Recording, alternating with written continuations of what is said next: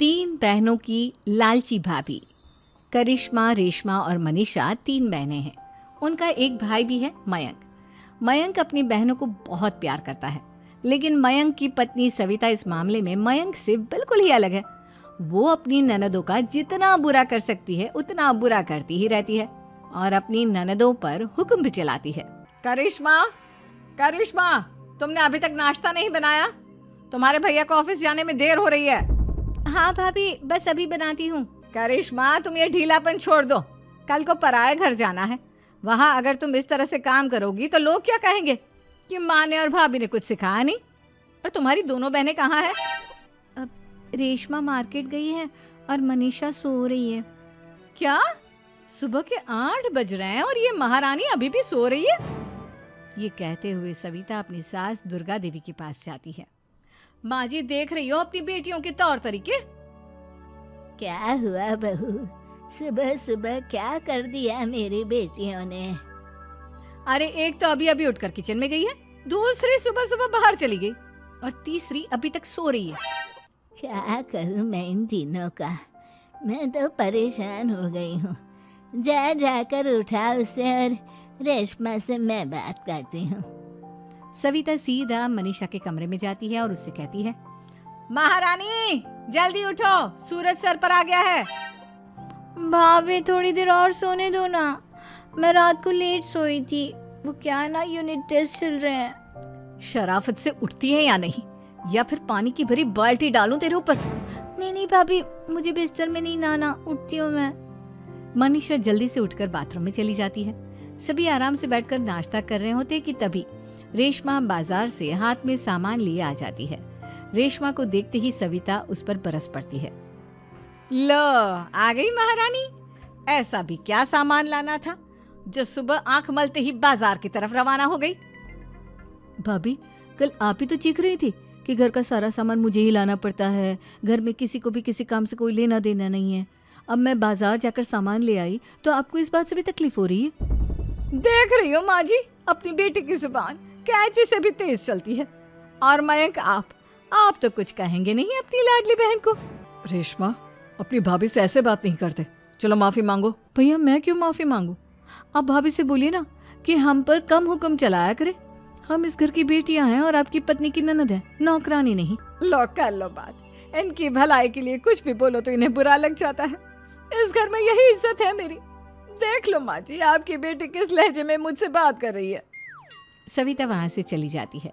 मयंक को बहुत गुस्सा आता है, वो भी वहां से चला जाता है।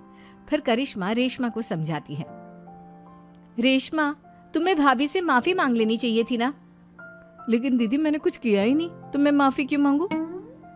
हाँ करिश्मा दीदी, रेशमा दीदी जैसे ही घर में आई भाभी ही उन पर चिल्ला रही थी। हाँ, मैं मानती हूँ कि गलती भाभी की थी। मैं तो इसलिए बोल रही हूँ कि भाभी ने माँ को तो पूरी तरह अपने वश में कर लिया है। वो हमारी बात सुनती ही नहीं।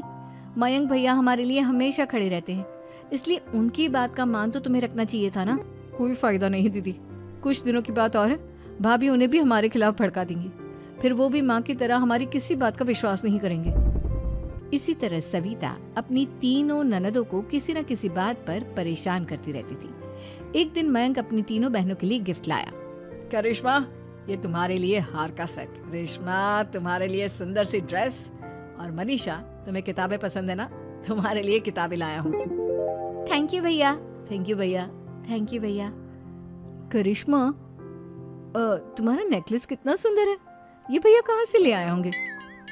मैंने भैया को 3 दिन पहले फोन पर ये डिजाइन दिखाया था और आज भैया ये ले आए। सविता तो अपनी ननदों के गिफ्ट्स देखकर जल गई और करिश्मा का नेकलेस तो उसे भी बहुत पसंद आया था। अपनी बहनों के लिए कितना अच्छा नेकलेस लेकर आए हैं, मुझे कभी कोई गिफ्ट नहीं दिया। मैं आज ही ये हार चुरा लूंगी। रात में सविता करिश्मा का हार चुरा लेती है और इसी तरह उसे अपनी ननदों की जो भी चीज अच्छी लगती वो उसे मांगती नहीं, बल्कि रात के अंधेरे में चुरा लेती। इसी तरह दिन बीतते गए और सविता ने मयंक के दिल में भी उसकी बहनों के लिए नफरत पैदा कर दी। एक दिन मयंक ने करिश्मा और रेशमा के लिए रिश्ता देखा और ये बात उसने घर में सबको बताई। माँ, करिश्मा और रेशमा के लिए बहुत अच्छा रिश्ता आया है। वो लोग कल इन्हें देखने आ रहे हैं। आप और सविता मिलकर सारी तैयारी कर लेना। ये सुनकर करिश्मा और रेशमा खुश हो जाती हैं, लेकिन सविता सोचती है, अगर इन दोनों बहनों की शादी हो गई तो घर और बाहर का काम कौन करेगा?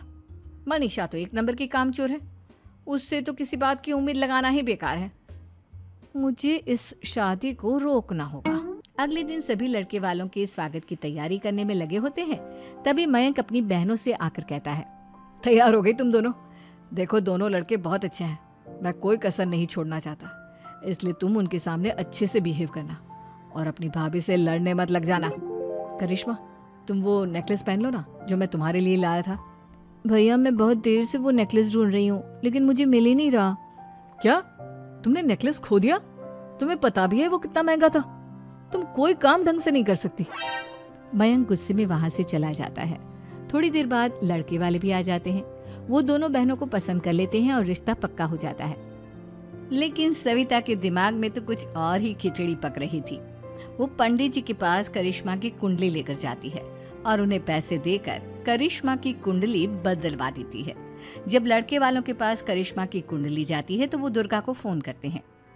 बहन जी, हमने करिश्मा की कुंडली अपने पंडित जी को दिखाई थी। आपकी बेटी की कुंडली नहीं बल्कि दोषों का पिटारा है। देखिए, मैं और मेरे पति इन सब बातों में बहुत विश्वास करते हैं, इसलिए हम आपकी बेटी से अपने बेटे की शादी नहीं करा सकते। इस तरह करिश्मा का रिश्ता टूट जाता है और सभी घर वालों को बहुत दुख होता है। अब कविता सोचती है, चलो करिश्मा का तो रिश्ता टूट गया, अब रेशमा का भी रिश्ता तोड़ना है। क्या करूं क्या करूं? अब सविता आवाज बदलकर किसी अननोन नंबर से रेशमा के होने वाले ससुराल में फोन करती है। हेलो, मैं कौन हूँ कौन नहीं ये आपके लिए जानना ज़रूरी नहीं। बस इतना सुन लो कि रेशमा का 2 साल से किसी के साथ अफेयर चल रहा है। बस रेशमा का रिश्ता तोड़वाने के लिए सविता का इतना कहना काफी था। अब रेशमा का भी रिश्ता टूट गया। मयंक और दुर्गा देवी ने रेशमा को खूब खरी खोटी सुनाई और उससे बार बार उस लड़के के बारे में पूछने लगे। आप दोनों मुझे क्यों परेशान कर रहे हो? अरे कोई लड़का होगा मेरी लाइफ में तो मैं बताऊंगी ना, जब कोई है ही नहीं तो कहाँ से लाऊं मैं कोई लड़का? तो तेरे होने वाले ससुराल वालों को फोन किसने किया था? माँ मैं नहीं जानती किसने फोन किया था, मैं सच कह रही हूँ। मैं तो पहले ही कह रही थी इसकी लगाम खींच कर रखो, लेकिन मेरी सुनता ही कौन है। आप चुप रहिए भाभी, ये सब आपका ही किया धरा है। अब तीनों बहनों को विश्वास हो जाता है कि ये सब उनकी भाभी ही कर रही है। तीनों बहनें अपनी भाभी को सबक सिखाने के लिए एक वकील कर लेती है और घर में हिस्सा मांगना। देखो भैया, माँ बाप की जायदाद में जितना बेटों का हक होता है उतना ही बेटियों का, इसलिए इस घर के 4 हिस्से होंगे और हमें अपना हिस्सा चाहिए। मैंने तुम्हारे लिए क्या क्या नहीं किया और तुम इस घर में हिस्सा मांग रही हो? भैया, आप और माँ हम बहनों की कोई बात नहीं सुनते हो और भाभी हमारी शादी नहीं होने देगी क्योंकि उन्हें लगता है कि आप हमारी शादी में ज्यादा पैसा लगाओगे और उन्हें हम जैसी फ्री की नौकरानी कहाँ मिलेगी। तो हम भाभी के साथ तो रह नहीं सकते, हम बहनों को अपना हिस्सा चाहिए। अरे तुम्हें शर्म आनी चाहिए अपने भाभी पर ऐसा इल्जाम लगाते हुए। वो तुम्हारे बारे में कितना सोचती है। हाँ माँ, भाभी हमारे बारे में बहुत सोचती है, दिन रात बस यही सोचती रहती है कि किस तरह से अपनी तीनों ननदों को परेशान करूं और कभी मुझे पढ़ने भी नहीं देती। दोनों बहनों का रिश्ता भी तो इन्होंने ही तोड़वाया है और रात में हमारे कमरे में आकर हमारी चीजें भी चुराती हैं। इसी तरह सविता की तीनों ननदें अपनी बात पर अड़ी रही। अब कोर्ट में तारीख भी शुरू हो गई। जब सविता को लगा कि उसकी तीनों ननद इतनी आसानी से नहीं मानने वाली, तो उसने अपने पति और सास को सारी सच्चाई बता दी और अपनी तीनों ननद से माफी मांगी। मयंक और दुर्गा को भी अपनी गलती का एहसास हो गया। अब सविता खुद करिश्मा और रेशमा के लिए अच्छा रिश्ता ढूंढती है और उनकी शादी करवाती है।